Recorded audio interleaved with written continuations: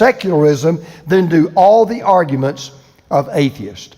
I have to be honest, I agree with him. As a pastor, I can tell you that one of the biggest mysteries to me as a pastor is what I call joyless Christianity. I'm sure every pastor feels this way. You know, you walk up to preach and you look out at a congregation and a lot of them look like they're having gallbladder attacks. They look like they'd rather be anywhere else. I mean, if you think about the Christians that you know and the Christians you hang around with, I mean, just be honest. Would you say you see a lot of joy in their life? I don't mean happiness. I mean real, unadulterated joy. One of my favorite preachers, Tim Keller, said that joy is the essence of Christianity. C.S. Lewis, one of my favorite authors, said, joy is the serious business of heaven. So here's my serious question to you. How many truly joyful Christians do you really know? We're in a series we're calling Tasty, and it's a study of the fruit of the Spirit. And I frankly believe that the fruit of the Spirit are the characteristics that make a person's life tasty and contagious to others. I really believe if you're full of Jesus and living for Jesus the way you ought to, people will be attracted to you because Jesus has an attractiveness about him. And today we're talking about joy because God is a God of joy. He wants us to be full of joy. As a matter of fact, Jesus said everything he said was for that very purpose. Listen to what he said. I've told you this so that my joy may be in you and that your joy may be complete. Jesus said, everything I've taught you, everything I've preached to you is so that you might have full joy. Now, let me just say this. I understand some of you right now are about to turn me off and tune me out. You're sitting there going, wait a minute, whoa. If you knew what I was going through in my life right now, you might not be so joyful either. Listen, life may not be going well for you. You may resent the fact I'm calling on you to be joyful because there's one thing we all have in common.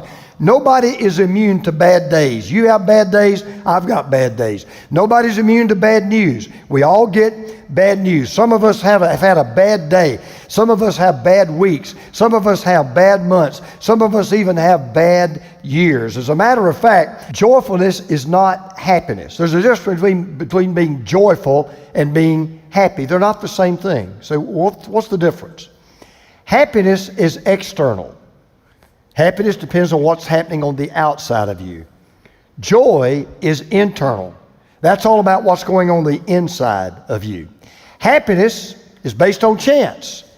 Joy is based on choice. You can't choose to be happy. You can choose to be joyful. Happiness depends upon circumstances. Joy depends upon Christ. So we're going to ask a question today. How do you become joyful and stay joyful? Even when things are going bad, things are going rough, things are tough, how do you become joyful? How do you stay joyful? How can you be joyful on the inside when everything is falling apart for you on the outside? Well, in the Gospel of John, Jesus tells us how we can be joyful and what joy will look like when we are. And if you are willing today to make up your mind, you know, I'd rather be joyful than miserable. And you'd rather go through life with a smile on your heart than a frown on your face. I want you to write down 3 steps to take today. Number 1, make a decision to be joyful. Jesus was about to go to the cross. Though his disciples didn't know it, he's trying to get them ready for that event. He knew it's going to suck all the joy out of their life. So this is what Jesus begins by saying. Jesus went on to say, in a little while, you will see me no more. I'm out of here. And then after a little while, you will see me. At this, some of his disciples said to one another, what does he mean by saying, in a little while, you will see me no more? And then after a little while you see me, and because I'm going to the Father. They kept asking, what does he mean by a little while? We don't understand what he's saying. Jesus saw that they wanted us to ask him about this, so he said to them, are you asking one another what I meant when I said, in a little while you will see me no more, and then after a little while you will see me? Now, Jesus was obviously talking about 2 different events, right? He was talking about his death and his resurrection. He was talking about his coming crucifixion and death when for a short period of time, for the first time in 3 years, they would be completely without him. He would be gone. And the unthinkable was going to happen. He was going to die. And to the disciples, that would have been unthinkable because they convinced themselves, wait a minute, number one, you're the Messiah. Number two, Messiahs don't die. So what do you mean you're going to die? Well, what we learn is that nobody, not even the Son of God, is immune to sorrow and sufferings. Bad things happen to good people. Terrible things happen to God's people. But then Jesus tells us this. He says, that's okay. Joy will overcome sorrow. Here's what he said. Very truly I tell you, you will weep and mourn while the world rejoices. You will grieve, but your grief will turn to joy. What an incredible statement. Jesus said, there are going to be times when your heart is so broken, your soul is so shattered, your mind is just so mushy that you will weep while the rest of the world is rejoicing. But then he said, but even while you are grieving, your grief can turn to joy. You can desire to be joyful even in the midst of deep sorrow. Even in the deepest difficult times of your life, you can decide in God and through God, you know what? I am going to be joyful. Now you say, wait a minute. How does that happen? Well, Jesus gives a great example. He says, a woman giving birth to a child has pain because her time has come. But when her baby is born, she forgets the anguish because of her joy that a child is born into the world. I've been privileged to be in the delivery room for all three births of my sons. I have three sons, and I was in the delivery room all three times when they were born. Now, let me just tell you this. For my wife, it was a very painful experience. To be honest, didn't hurt me a bit. I was chilling out. All good for me. But she did have to go through excruciating experience of that pain of childbirth. And even though I didn't hurt like she hurt, I did hurt with her and I did hurt for her. But let me tell you what I saw. Happened all three times. Something unbelievable happened. She would be weeping and crying, and she'd be begging God for that baby to come and wanting that baby to be delivered. And all of a sudden, when that little boy came out of her womb, you know what would happen? Almost instantaneously. She forgot all the pain, all the suffering.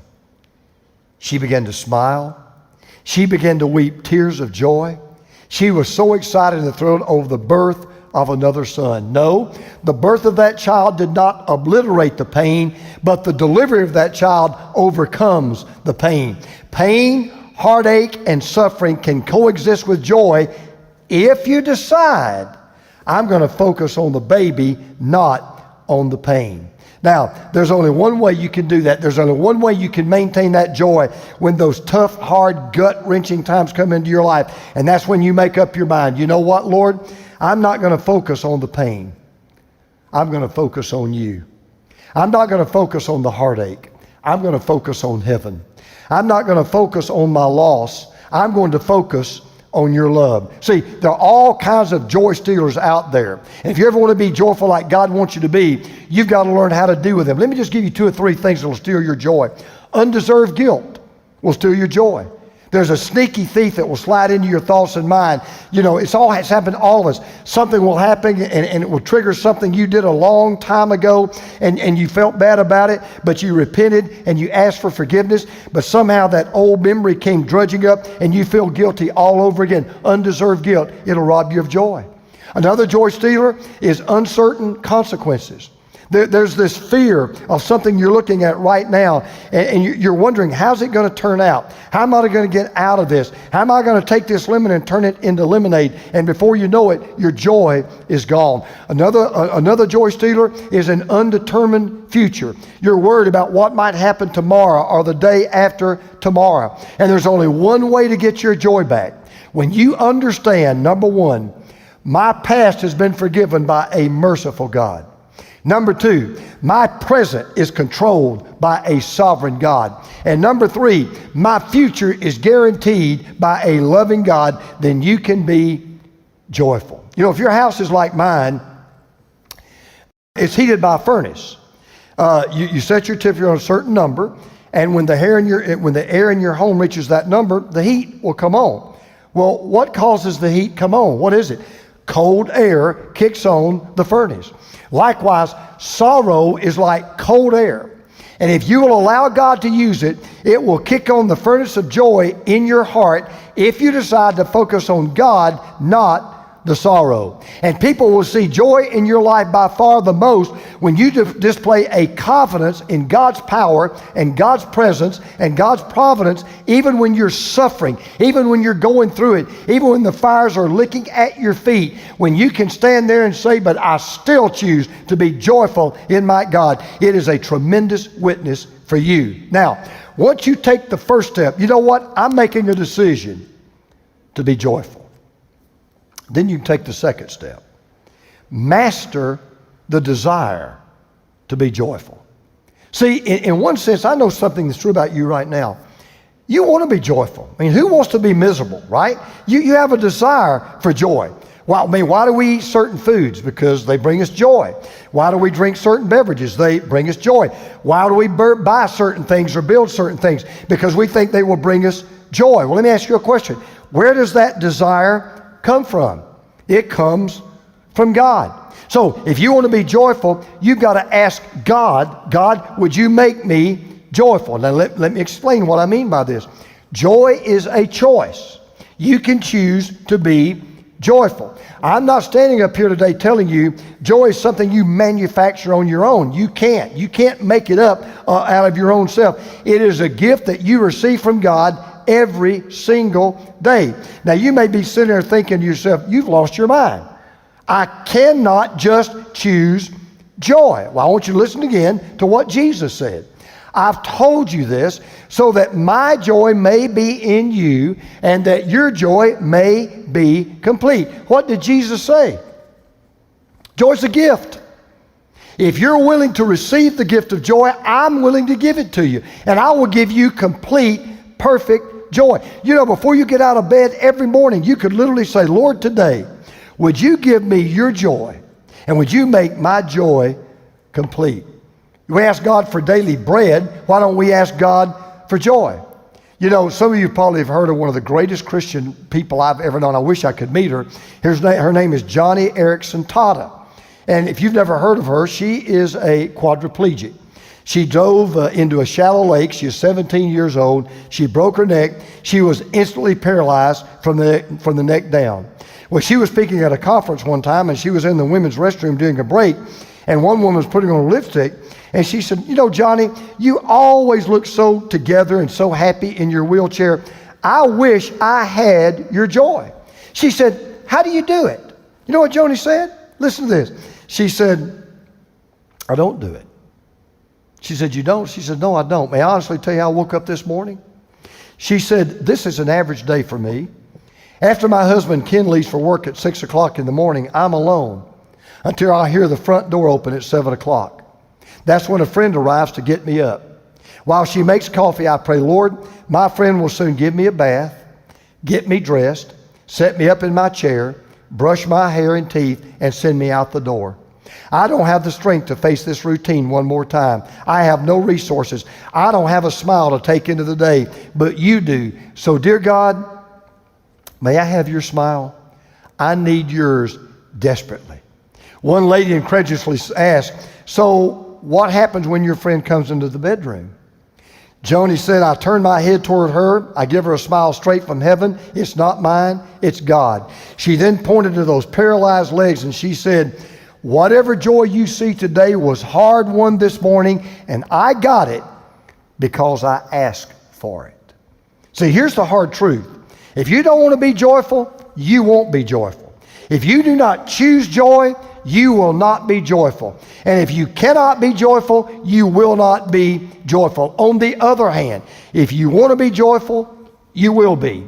If you choose to be joyful, you can be. And if you can be, you will be. But you've got to choose to be. You've got to master the desire to be joyful. You've got to say to the circumstances of your life, you don't choose my attitude, I choose my attitude, and with God's strength and help, I choose to be joyful. And that leads us to the last step. You manage the determination to be joyful. Now, I want you to understand that I use that word determination on purpose. See, you don't determine with your feelings. You determine with your will. Happiness is a feeling. That's why it's different. Happiness is a feeling. You know, if you're happy, you know why you're happy right now? You feel happy.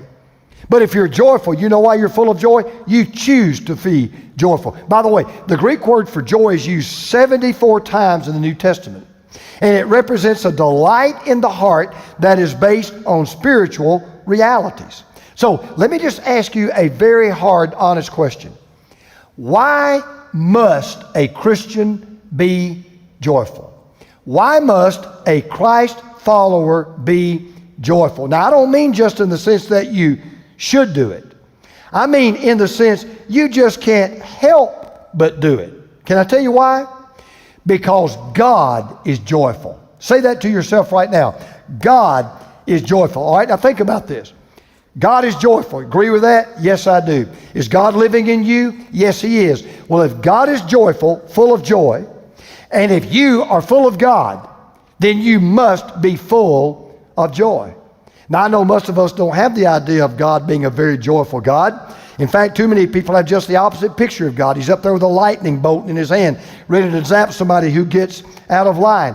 Well, I want you to listen to how God's described by a prophet in the Old Testament.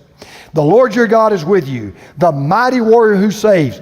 He will take great delight in you. In His love, He will no longer rebuke you. He will rejoice over you with singing. That word, by the way, the word there for delight, that word delight literally means to jump up and down. That's really what it means. You know what the prophet was saying? God is so full of joy over you. So full of joy that you're a part of His family. So full of joy you're in a relationship with Him. He jumps up and down. He's singing because you love Him, you know Him, He loves you, He knows you. Listen, joy is not just something you get from God.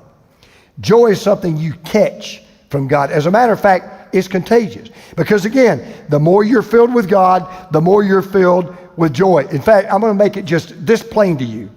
You can't have joy without God. You cannot have joy without God. You cannot have joy apart from God. C.S. Lewis once said this: a car is made to run on gas. It would not run properly on anything else. Now, God designed the human machine to run on Himself. He Himself is the fuel our spirits were designed to burn, or the food our spiritual design is to feed on. There is no other. That's why it's just no good asking God to make us happy in our own way without bothering about religion.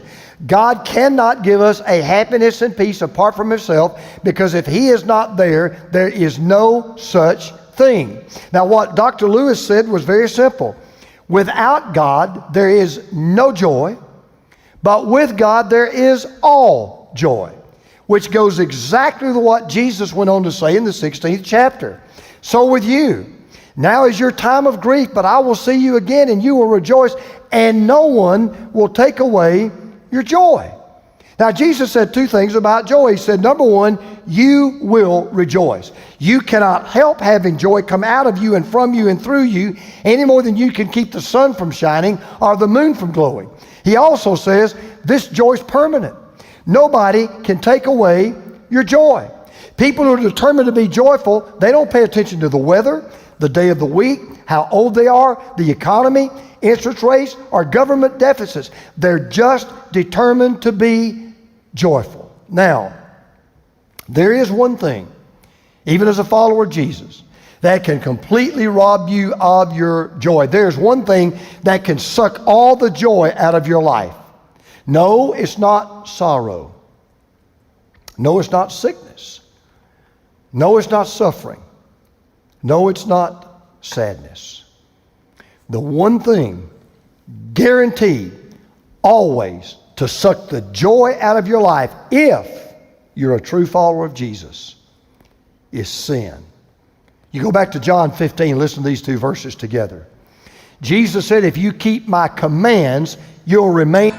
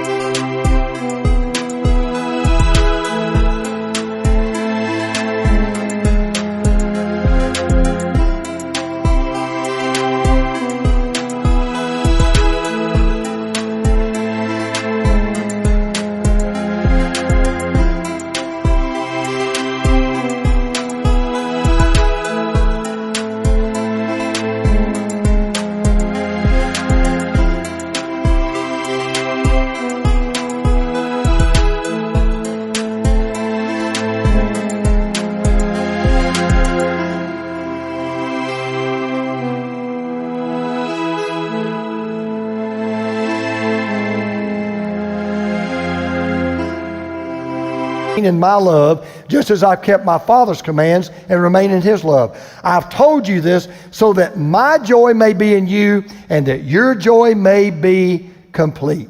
Jesus ties joy to obedience. You know why? When you obey God, you have a clear conscience. When you have a clear conscience, you have joy. As a matter of fact, one of the commands we're to obey is to be full of joy.